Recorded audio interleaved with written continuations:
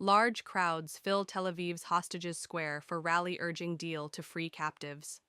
Large crowds of people took to the streets across the country on Tuesday as part of an organized day of action demanding the government reach a deal for the release of 50 hostages still held by Hamas and other terrorist organizations in Gaza. The day's protests, which saw the blocking of several major highways, marches to the homes of ministers, and protests outside the Prime Minister's office as he held a security cabinet meeting there, culminated in a major protest in Tel Aviv's Hostage Square, which drew some 350,000 people, according to organizers. Police did not immediately provide their own independent estimate of the crowd size. The day of action, announced by the Hostages and Missing Families Forum, was the second in 2 weeks, after a major protest last Sunday drew crowds of over 1 million, according to the forum, with some 500,000 in Tel Aviv alone.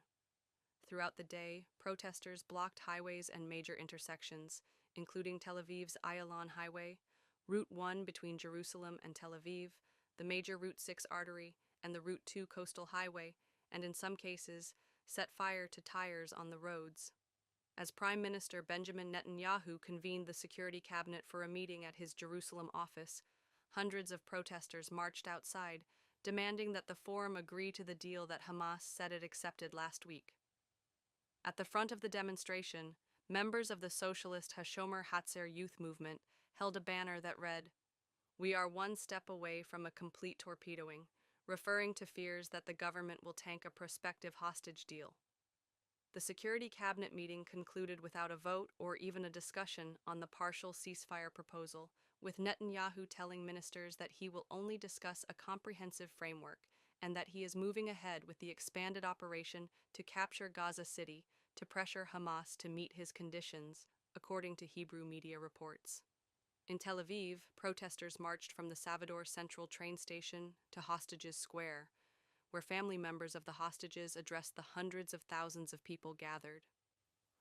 Ofir Breslavsky, the father of hostage Rom Breslavsky, told the crowd that he no longer trusts the prime minister after nearly 2 years had passed without the return of his son, who he said was dying. "I don't want to receive my boy in a bag," Breslavsky added. Last month, the Palestinian Islamic Jihad terror group released footage of Rom Breslavsky, appearing emaciated and in dire medical condition. His father called the video reminiscent of the horrors of the Holocaust, seeing him tortured, suffering. But despite the footage, the government isn't doing anything, Breslavsky said from the stage. 2 years we are waiting, as if it's something he, Netanyahu, is doing intentionally. "I no longer trust anyone. I don't trust the prime minister. I don't trust the government.